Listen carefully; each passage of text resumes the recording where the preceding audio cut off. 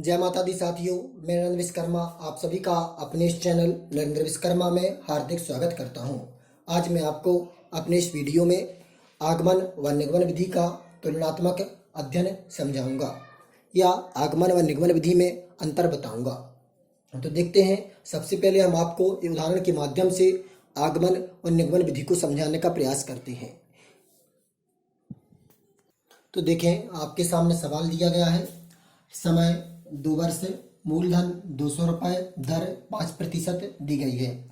इसमें भी समय हमने 2 वर्ष दिया, मूलधन 200 रुपये और दर 5% दी। इन दोनों सवालों को हमें आगमन एक को आगमन विधि से और एक को निगमन विधि से हल करना है। जब हम आगमन विधि से हल करते हैं तो इसमें लिखेंगे 200 रुपये का 1 वर्ष का ब्याज। तो कितनी प्रतिशत दर है? 5। तो 100 रुपये का 1 वर्ष का ब्याज कितना होगा? 5 रुपये। ठीक है ना। तब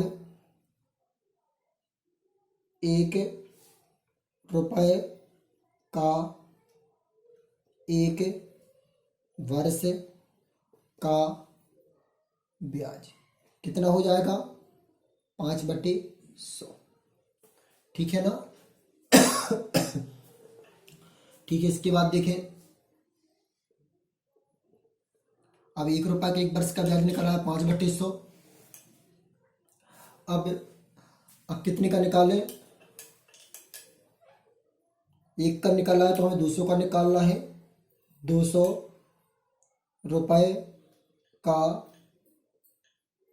1 वर्ष का ब्याज। तो क्या करेंगे, 1 रुपये का 5/100 है तो 200 का कितना हो जाएगा? 200 हो जाएगा 5/100 गुणित में 200। ठीक है ना। अब इसके आगे बढ़ते हैं। अब 1 वर्ष का निकाल आया, अब कितने वर्ष का निकाल दें हम? 2 वर्षों के लिए। तो 2 वर्षों के लिए निकालेंगे तो इसमें कितने का गुणा कर दें? 2 रुपये का। तो निकलेगा 200 रुपये का 2 वर्ष का ब्याज। तो क्या निकलेगा? 200 रुपये का 2 वर्ष का ब्याज जब निकालेंगे तो 5/100 जहाँ का तहाँ, गुणित में 200, गुणित में और क्या हो जाएगा? 2। ठीक है ना। अब इसके बाद अपन निगमन में पहुंचते हैं। अभी इसे पूरा कर दें तो क्या करेंगे, 0 से 0 कैंसिल हो जाएगा और 2 दूनी 4 और 4 पंचे 20। तो 200 रुपये का 2 वर्ष का ब्याज कितना निकला? 20 रुपये।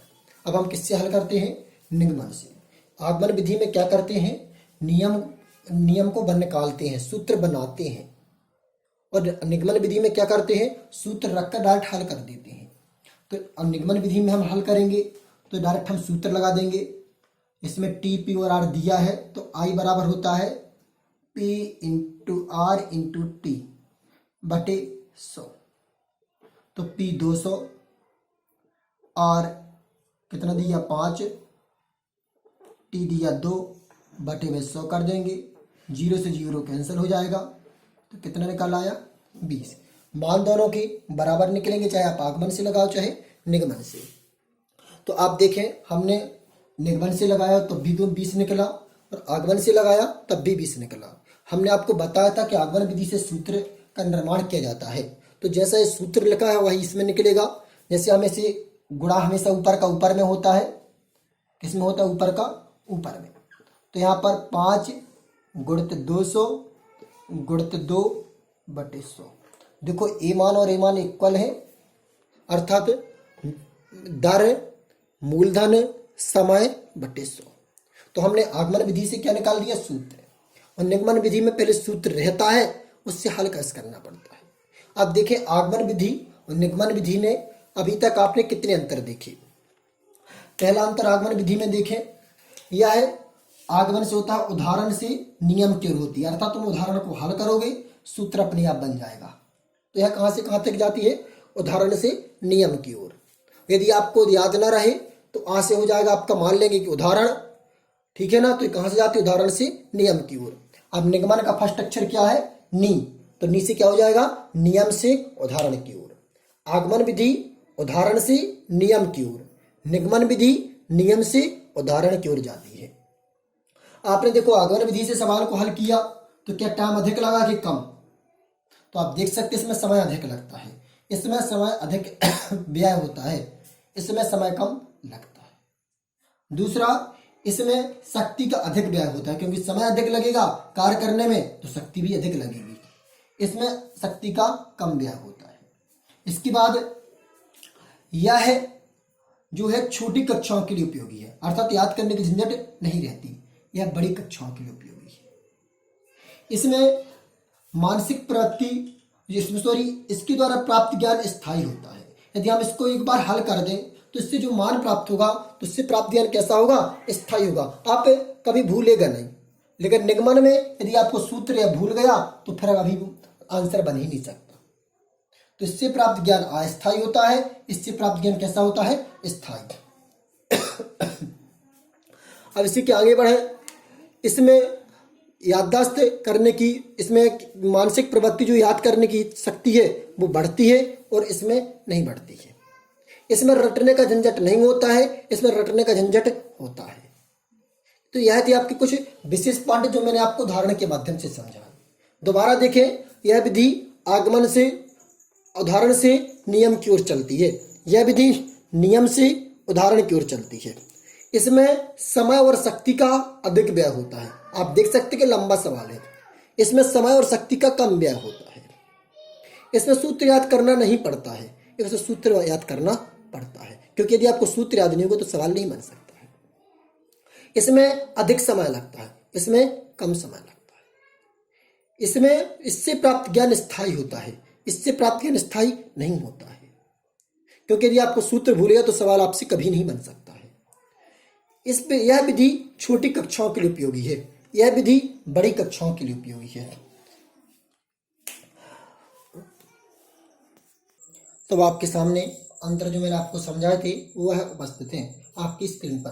तो पहला अंतर है, यह जो विधि है विशिष्ट से सामान्य की ओर होती है, स्थूल से सूक्ष्म की ओर होती है और ज्ञात से अज्ञात की ओर होती है। यह इसके 3 सूत्र हैं। तो यह कहाँ से कहाँ की ओर होती है, आगमन विधि विशिष्ट से सामान्य, सूक्ष्म से स्थूल, स्थूल से सूक्ष्म और ज्ञात से अज्ञात की ओर होती है।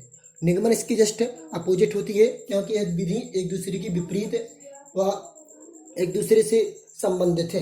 तो विशिष्ट से सामान्य तो होगी सामान्य से विशिष्ट, स्थूल से सूक्ष्म तो सूक्ष्म से स्थूल, ज्ञात से अज्ञात तो अज्ञात से ज्ञात की ओर। इसमें शक्ति अधिक व्यय होती है, मैंने आपको बताया था, शक्ति का कम व्यय होता है। इससे प्राप्त ज्ञान स्थायी होता है, इससे प्राप्त ज्ञान अस्थायी होता है। यह विधि उदाहरण से नियम की ओर होती है, यह विधि नियम से उदाहरण की ओर होती है। अर्थात इस विधि में नियम का प्रतिपादन होता है और इस विधि में नियम होता है, उदाहरणों को हल करने की जरूरत होती है। यह छोटी कक्षाओं के लिए उपयोगी है, यह बड़ी कक्षाओं के लिए उपयोगी है। यह विधि मनोवैज्ञानिक है, यह अमनोवैज्ञानिक है। इस विधि में रटने की प्रवृत्ति जन्म नहीं लेती है, अर्थात जो ज्ञान होता है वो स्थायी होता है, एक बार अपन ने सीख लिया तो हम उसको भूलते नहीं हैं। इस विधि में रटने की प्रवृत्ति जन्म लेती है, तो मैं हर बार सवाल को हल करने के लिए, हर तरह के सवाल को हल करने के लिए उस तरह का सूत्र याद करना पड़ेगा। यह ज्ञात से अज्ञात की ओर होती है, यह अज्ञात से ज्ञात की ओर होती है। तो यदि आपको यह वीडियो अच्छा लगा हो, आगमन निगमन विधि का जो तुलनात्मक अध्ययन है, तो इस वीडियो को लाइक और चैनल को सब्सक्राइब जरूर करें। आपने यह जानकारी नरेंद्र विश्वकर्मा यूट्यूब चैनल से प्राप्त की है। जय माता दी साथियों।